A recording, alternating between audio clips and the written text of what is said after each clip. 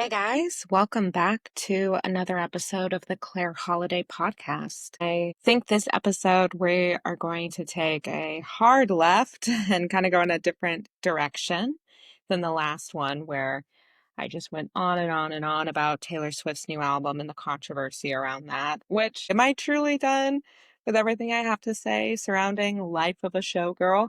I think if I were to have any parting notes before I move on from the topic entirely, it's that it's fascinating that this is her best-selling album of all time and also one of the best-selling albums of all time, most streamed album of all time. I think I just read that her album surpassed 1 billion streams on Spotify and in a week. And that's never been done before. She's the best-selling female musician of all time, so she's broken all of these astronomical records, and yet everyone is telling me all online that it's a terrible album and terrible music and that they hate it. Granted, my algorithm is probably leaning more towards being anti Life of a Showgirl or being more critical of Life of a Showgirl because that's just been a little bit more of the content that I've been consuming lately. But people in my real life are having similar reactions and seeing similar sorts of content. So that's telling me that this is a universal feeling, that this is not her best work at best, to this is horrible. She's gone MAGA and white supremacist, and this is dog whistling, and this is one of the worst albums that have ever been produced in the history of mankind. That's the range that we've been seeing. And it's a very strange dichotomy of information, right? Where everybody's telling you it's bad, and yet, how can it sell this well? How can it be streamed this much? Katy Perry released an album last year, I want to say, that 321 album or whatever, that it was super bad, and everybody dogpiled it and just talked about how terrible it was and laughed on it. And it did horrible sales wise, right? Because nobody wanted to listen to it because it was unlistenable. It was garbage music. So it's interesting that there's sort of this same, I would say even more heavy moral outrage against Life of a Showgirl. And yet she's breaking all of these insane records. Something I've been thinking about lately is how to really increase engagement, to really increase the spotlight on oneself, it's not always that you want to be the best or that your product or your art is the best. Obviously, that can be a part of it. I think when somebody produces something, then everybody is in awe of it. That can kind of do that. But I think what even increases engagement more is when there is that controversy, when there is that edge, when there is that sense of needing to dissect things and figure out what went wrong, or people having to prove their points on this is good or this is bad. I hope I'm articulating this idea well, but it seems like you need a little bit of spice. You need the sugar and the spice in order for these sort of astronomical numbers to happen. I guess the thing with Katy Perry too is that she hasn't had public goodwill in like 15 years. Like since whenever Teenage Dream came out, she hasn't really had a hit album since then. She's rarely had a few hit singles since then. So the public just hasn't been into her.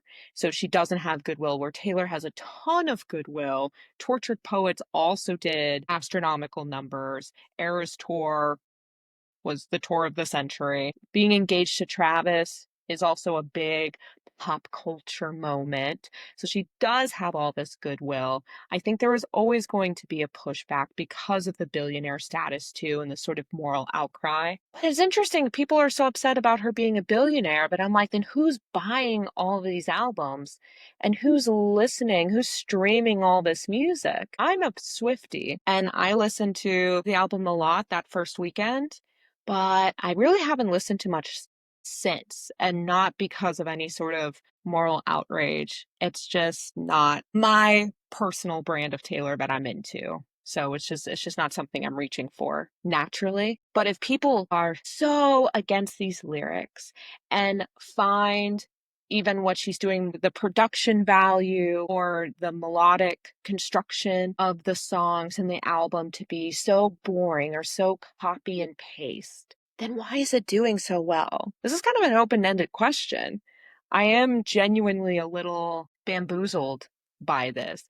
I've never considered until right now, but is it possible, if you're a billionaire and you have all these resources, is it possible to have fake streaming?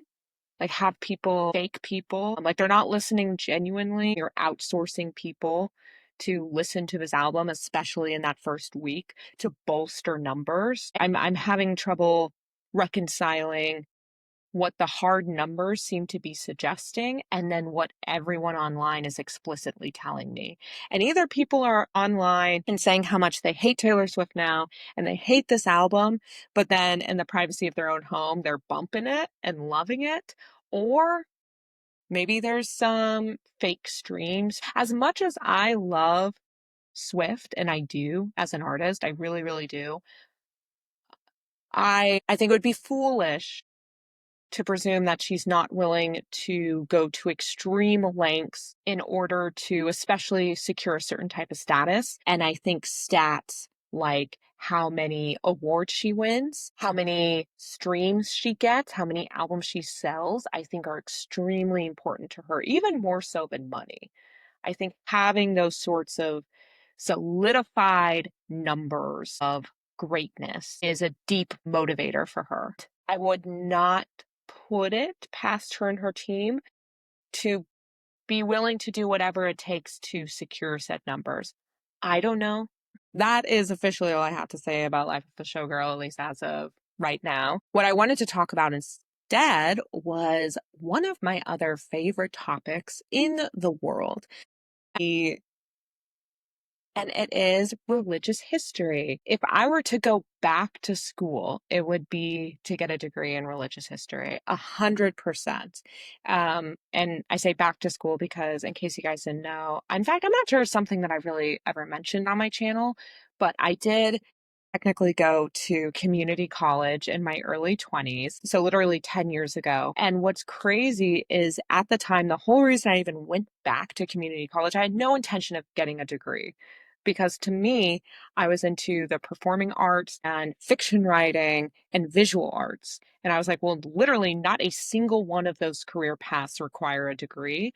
So I'm not going to stick around and spend more money than I need to get a degree. I just wanted to take classes to learn skills. And 10 years ago, which is not that long ago, and yet so much has changed, especially on the tech realm.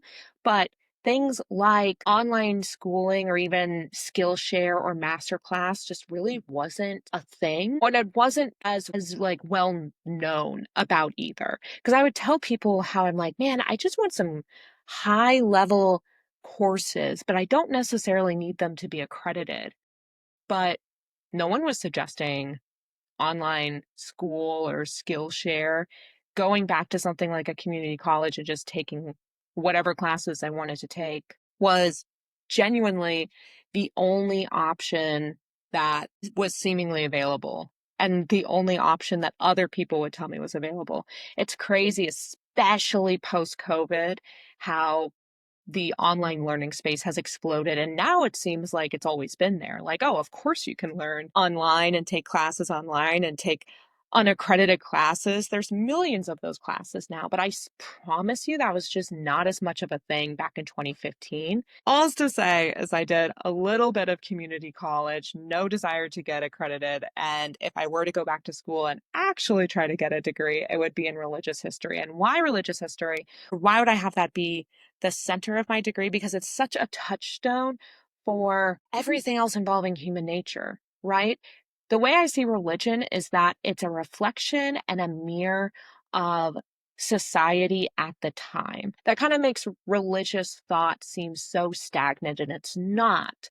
It's something that's actually very fluid. Even these ancient religions change a lot over time. And seeing that change also tells us how society changed. But it's a reflection on a particular society and region deems moral or not moral, or their understanding of science and natural phenomena, their customs, how they value gender and sexuality, obviously death, but even things like money, wealth, education, art. Just what does the society value? What does it fear? The more that I've learned about religious history, the more that I've learned about language and ancient language versus modern language and translations, and how that can completely change the meaning of a thing, or just how people even discover or learn ancient languages is some fascinating subtext of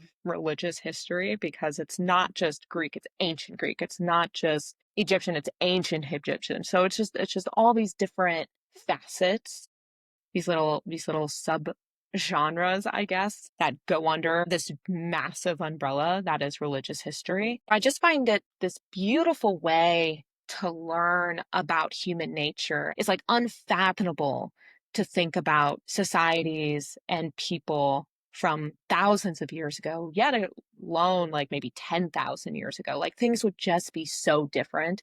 And the fact that we have any clue as to how they might view the world and how their society might be run. Also, just the fact that they were still able to accomplish so much.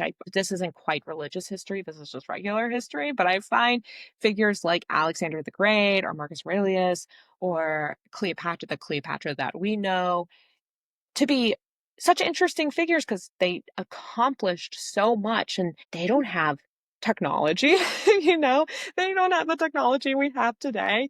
They don't have access to knowledge and kind of ease of production that we do today. And yet they're like conquering half the known world. It's unbelievable. Just deep diving into those sorts of things is one of my favorite things in the world. And I find it so interesting the more that I learn about the ancient past, the more it shapes how I view the present. So I live in Des Moines, Iowa, and I am surrounded by religious people. I mean, Iowa is a religious state. And Des Moines is super densely populated with churches. You can go down one street and there be, not even an exaggeration, a dozen to sometimes even 2 dozen churches. Like there's a church for every possible Christian denomination. And there's a lot of denominations. There's over 1,000 different Christian denominations. And I'm not originally from the Midwest. My parents aren't from the Midwest. There's always been a little bit of a separation for me from people that are born and raised here and then whose families they have like generations that have lived here. One of the biggest separations is that they just tend to be way more deeply religious. Well, I grew up in a non-religious household.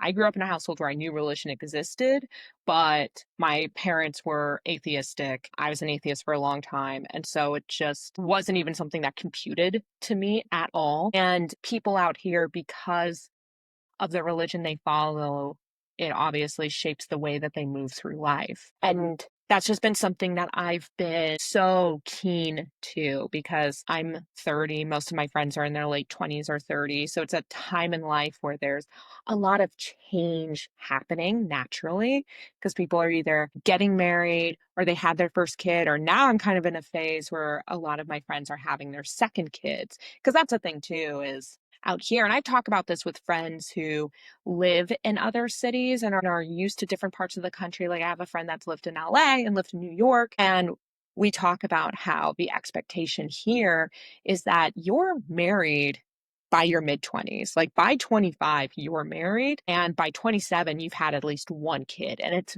very unusual to hit 30 and not have either of those things, but especially not be married, for men and women. And most, but not all, of the women I know who are very religious, very family oriented, want to be stay-at-home moms, even if they went to college and embarked on a career.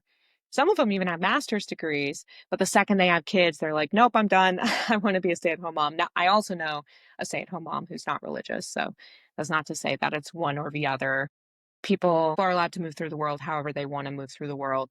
And the reason I'm bringing all this up is that it's just so interesting, because this is just how things are done here, right? This is the expectation people have. Most people here have not lived out of this state, have not lived out of the Midwest. Their parents haven't lived out of the Midwest. And a lot of it is informed because their religious practices. Most people here are Christian, and their parents were Christian, grandparents were Christian, church every week sort of people. It's fascinating because I'm looking so deeply into religious history. When you do that, you see how much this religion has changed. So one of my favorite books that I read, not this year, but last year, the beginning of 2024, was Francesca Stavrakopoulos' God and Anatomy. Such an incredible book. And while very scholarly, still a very easy read.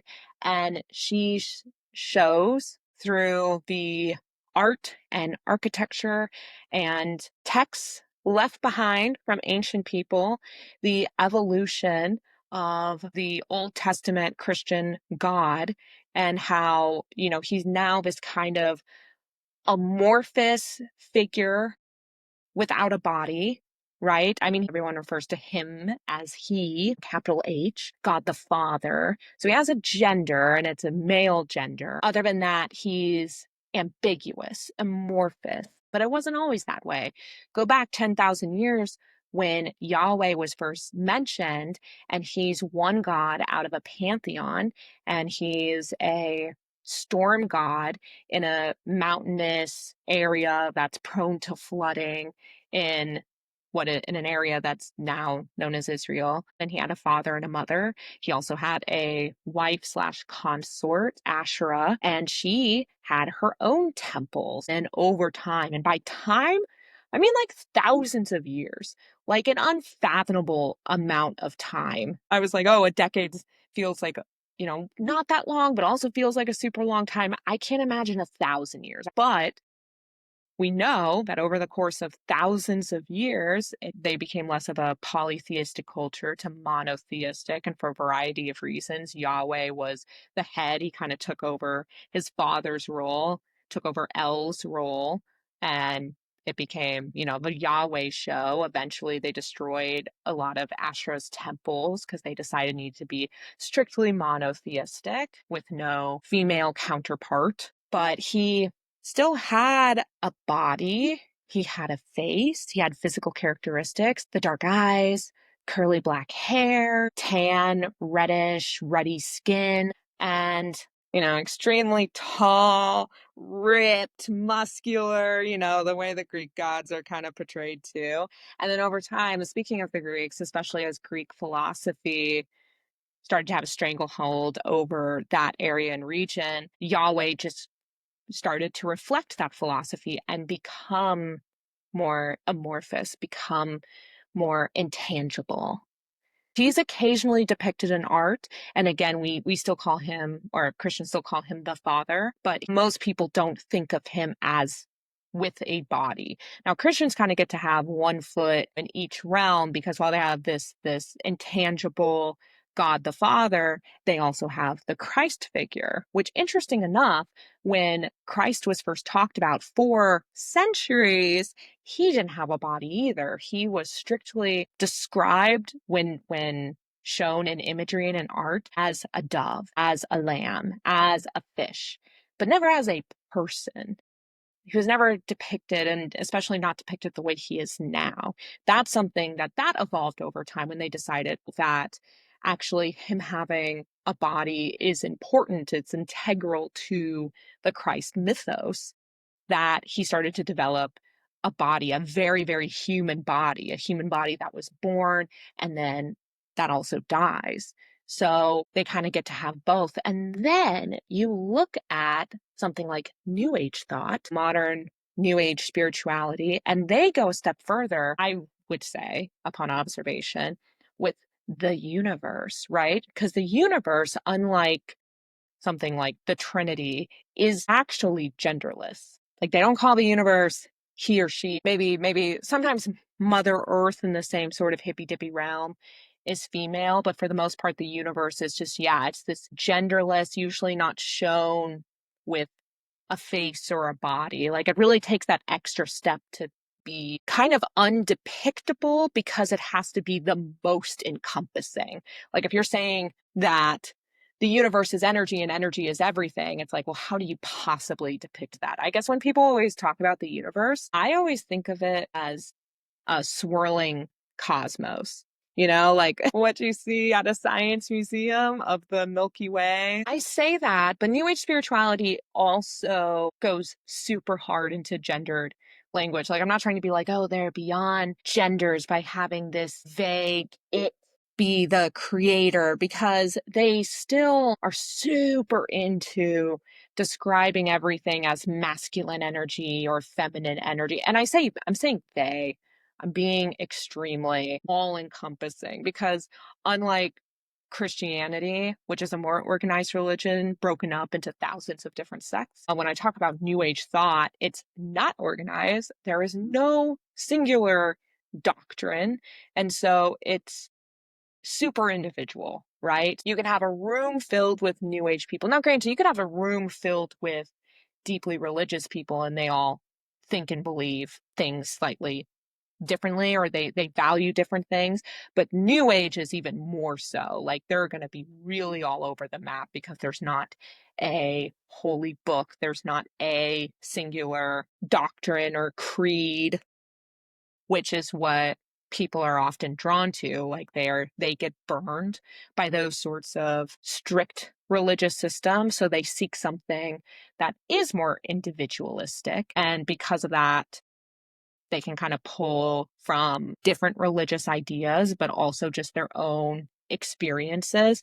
People are going to put their opinions online, and some opinions and some thoughts and some belief systems are going to have more of a stranglehold on people and communities than others. And I would say the whole masculine versus feminine is definitely one of those ideas, especially in New Age thought, that people are really drawn to and trying to balance the masculine and feminine in yourself. Or right now, in a way that I find very strange, people are like, oh, you have to lean more into your feminine energy. As a woman, I follow a lot of, even if it's business content, which tends to be more male dominated, I tend to follow female creators on there because I like seeing people that look more like myself, I guess, or sound more like me, or maybe have experiences that are more like my own. And anyway, so because I follow a lot of women on social media, something that has just exploded in the last few years is the idea of leaning back into your feminine energy, because then that allows the universe to provide things for you, or men to provide things for you if you're in a state of receiving. It's kind of insane because they're simultaneously saying that feminine energy and the divine feminine is all about creation because they create life, or the feminine energy creates life, mothers and Mother Earth and all that. And yet they're also supposed to be in the state of receiving, and the universe, which kind of implies that the universe is more masculine, and men, just human men, if you're in this receiving state, will just do stuff for you and give you things. It feels grifty and it feels planted, frankly, by potentially bigger forces. Let's just say that. Not supernatural forces, just billionaire forces that are maybe encouraging women to not have more agency in their life, and almost saying that having agency, making decisions, making choices, building things is somehow not feminine. And if you're not feminine enough, then bad things will happen to you, right? Even though a lot of people that are into New Age, they might be spiritual, but they reject or feel like they're rejected from more traditional religious sects because there's too many rules and dogma that they don't feel comfortable abiding by. But then it's an interesting quirk of human nature that even when they try to leave something that's more dogmatic, that they just create their own form of dogma. I've mentioned this person in an episode on my YouTube channel. I can't remember why I talked about her, but I knew somebody who is a very spiritual person, right? So she's made a living. She's actually a Reiki healer. If you don't know what Reiki is, the best way I describe it is a spiritual massage. So sometimes massage places offer Reiki, and sometimes you got to go to a more explicitly spiritual place to get it done. But you lay on a massage chair, and the Reiki healer will hover their hands above you or sometimes touch you. And there'll just be a lot of sounds like singing bowls and calming lights and essential oils, maybe some light language.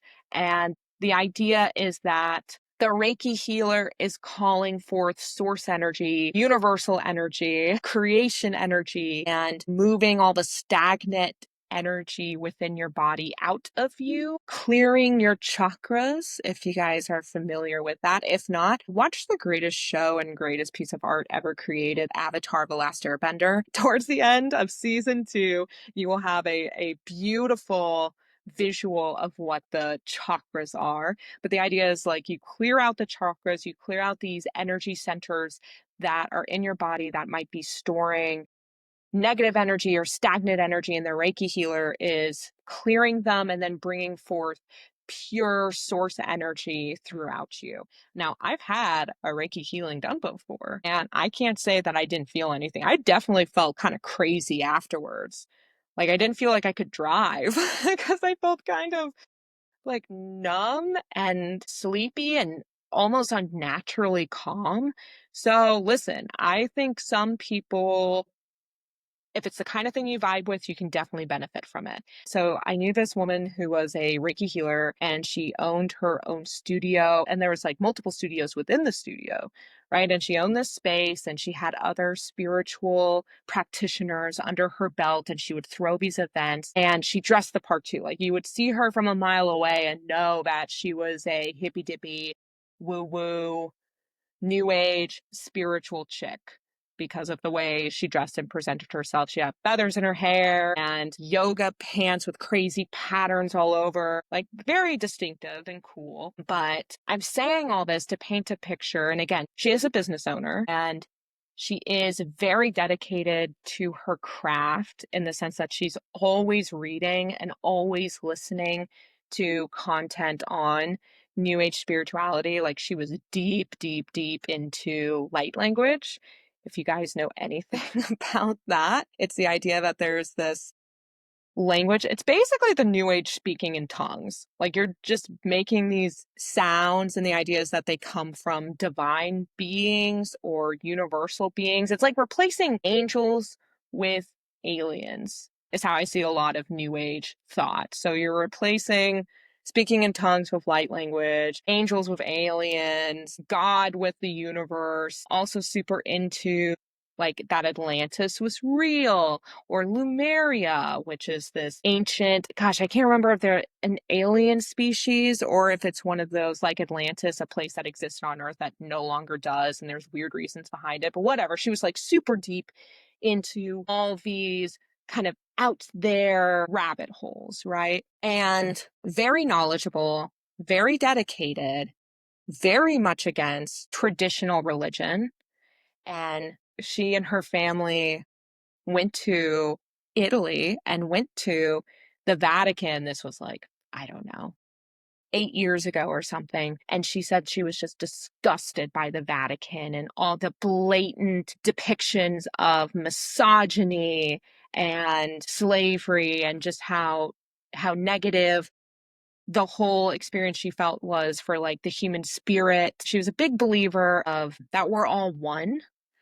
That's something that I would hear over and over again. We're all one, we're all one, we're all one.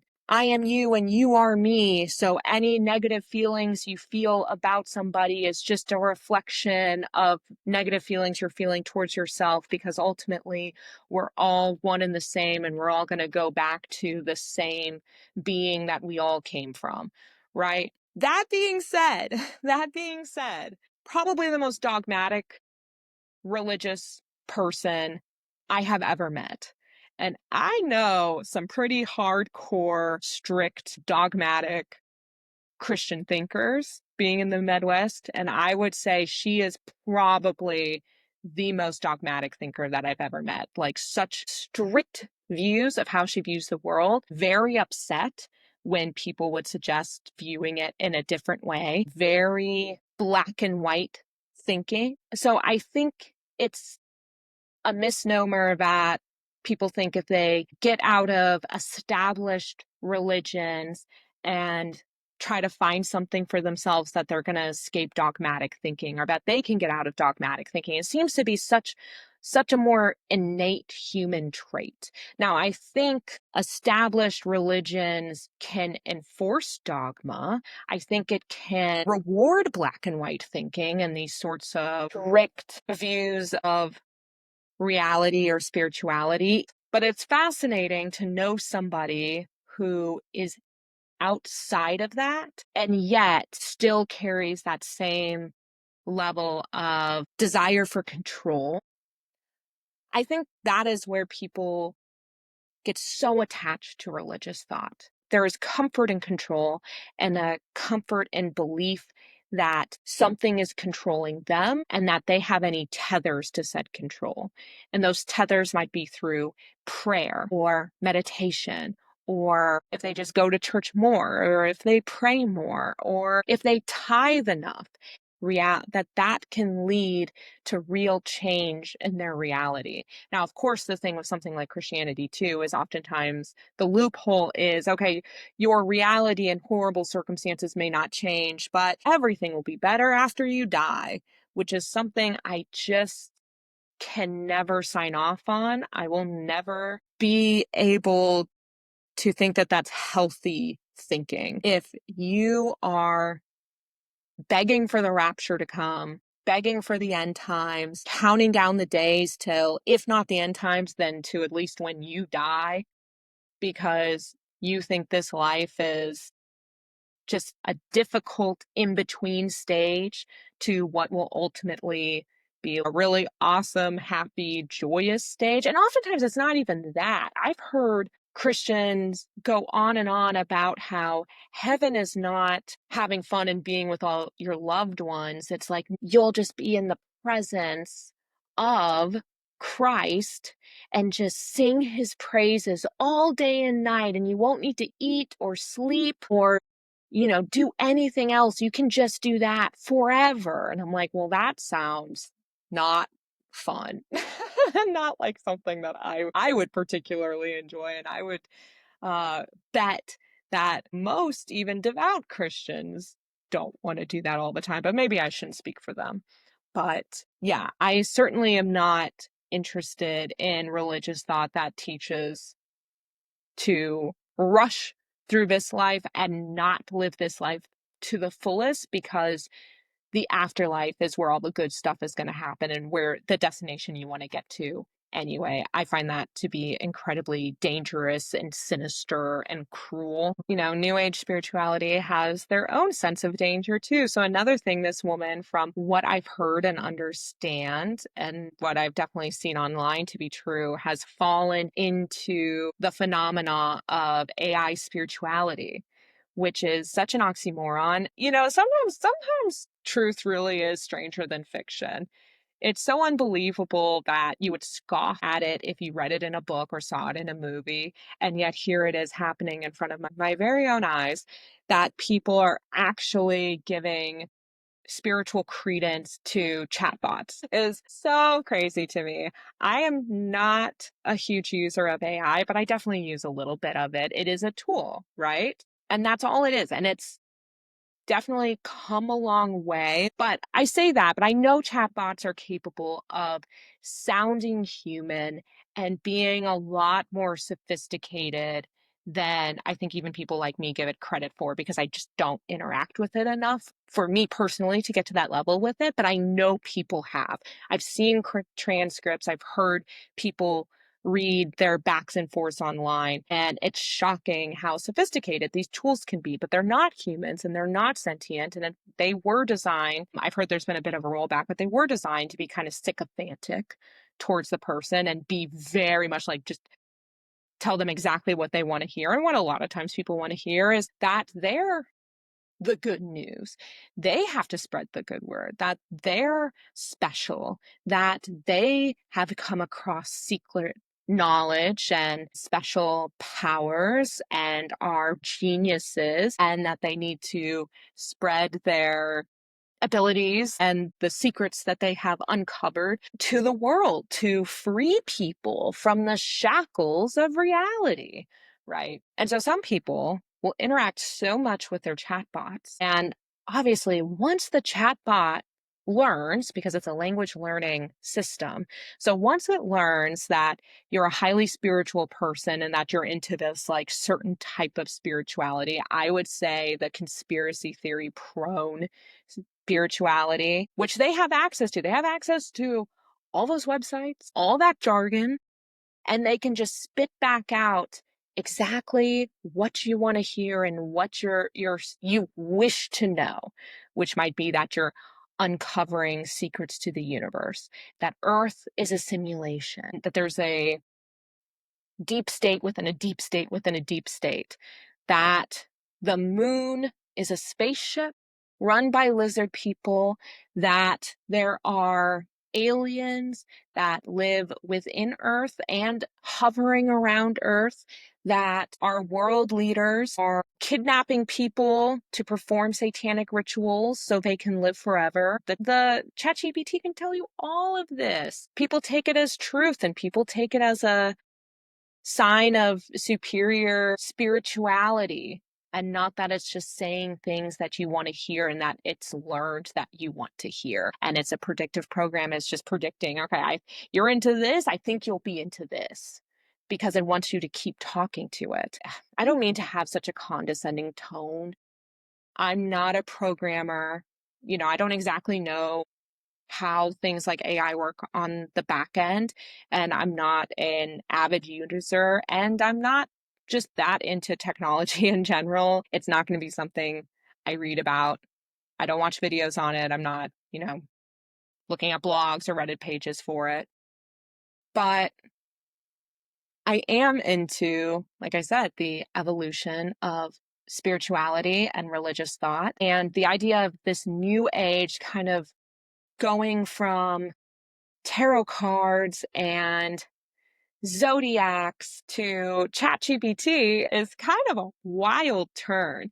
I never thought, but maybe this just shows that I lack creativity, but I never thought or predicted that those worlds would collide. But it does make sense, because I think people that are drawn to New Age, I think some fundamental evangelicalism, at least fundamentalists in like the Christian world, which I'm speaking about exclusively because that is the only major religion out of the Abrahamic religions that I'm familiar with. I'm not familiar with Judaism beyond how it relates to Christianity. I'm not familiar with Islam, and I'm definitely not familiar with, Buddhism or Hinduism, really. So I'm mostly familiar with the Christians, which is why I'm talking about them so much, and kind of picking on them a little bit. Obviously, a lot of what I say applies to other major religions as well, but Christian fundamentalism has a tendency to say that if you're human, you are born sinful, you are born bad,